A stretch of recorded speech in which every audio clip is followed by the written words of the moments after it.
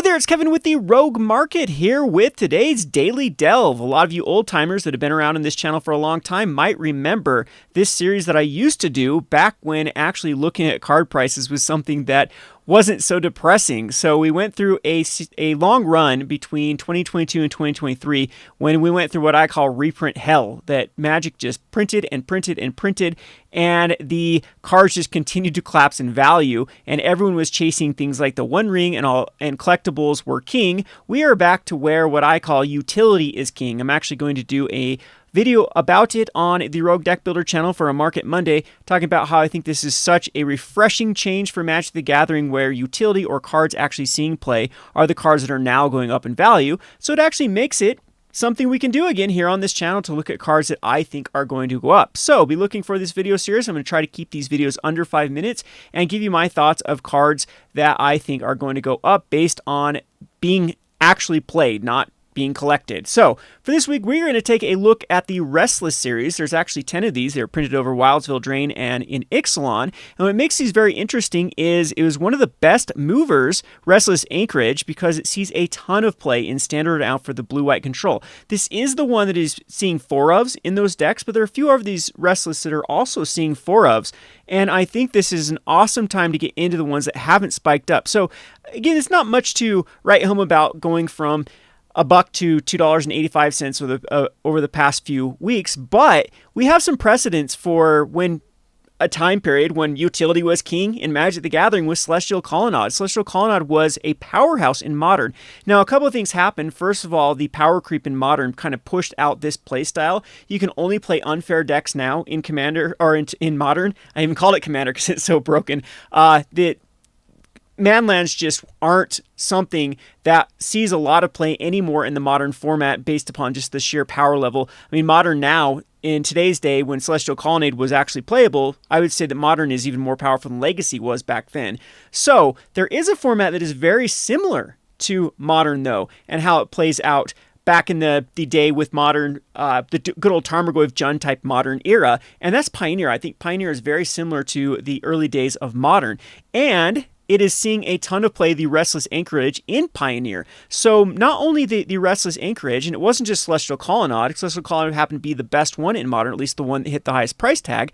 But the other ones did see play as well, like Jund used the red and the green one, and a bunch of other decks did use the other Manlands, the original Zendikar ones, because they are just very, very powerful in those formats. So you can just use the land as a resource to kind of grind out the game. Control decks like to use them because they can be their finishers, and decks that want to have some sort of play against sweepers and control, having a land that can actually animate into a creature. And not only that, the Restless, the line of these Restless ones, all 10 of them, I think, have a lot of utility and have a lot of synergies with other particular decks that you can make with their triggered abilities when they do attack. For example, this Restless Anchorage, it makes a map token, which the blue-white control decks actually do use because you can use it to slowly build up your own anchorage to where it becomes a lethal threat. So let's look at the rest of them here. We have the Restless Vents, which when you attack, you discard a card and draw a card, which the looting ability has always been relevant on lands.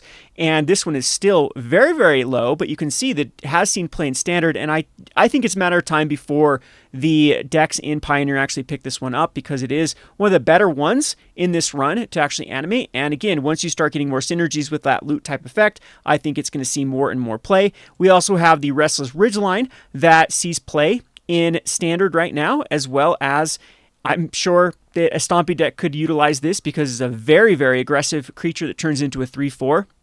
It can also give another creature +2/+0, so you can start swinging in with multiple lands to actually finish off the board, or another creature at that point, even like a hasty creature, could actually be more of a lethal threat. And then we go into like the Restless Prairie, which hasn't really seen a home right now because Standard, this color combination just isn't that great.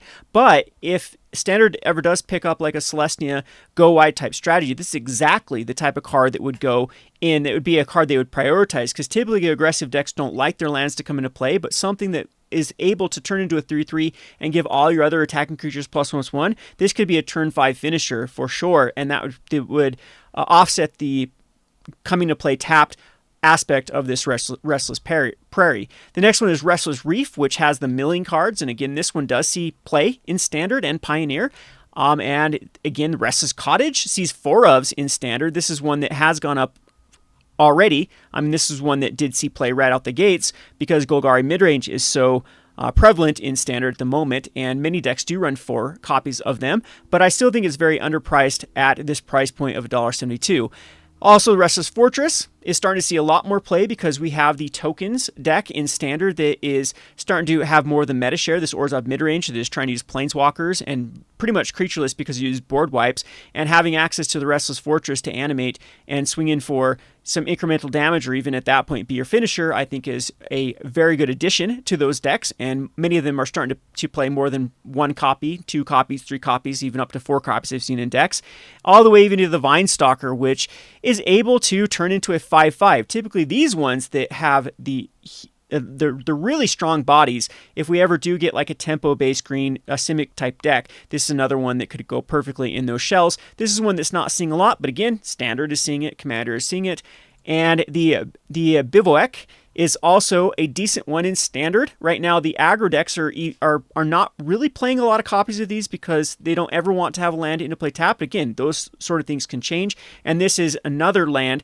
that is very similar to the Anchorage, that you're going to get a land that is going to be able to continue to get bigger and bigger every time you animate and attack with it, and eventually it can get in for lethal. And it's very similar to the one that was printed out of Zendikar, the original one for the Jund red-green land. And last but not least is the Restless Spire, which also does see play in Pioneer and in Standard. Again, it is not that prevalent right now in Standard, but the meta could definitely shift, and this is absolutely a card they would want to go in there because it has that incredibly low cost of animating this one, and also has a first strike and scries 1. So it does everything that Izzet decks really want to do at that kind of the tempo-based shells for that. So I am a fan of all of these. I think they're all very undervalued. I mean, 50 cents for a lot of them, all the way up to the $2 range.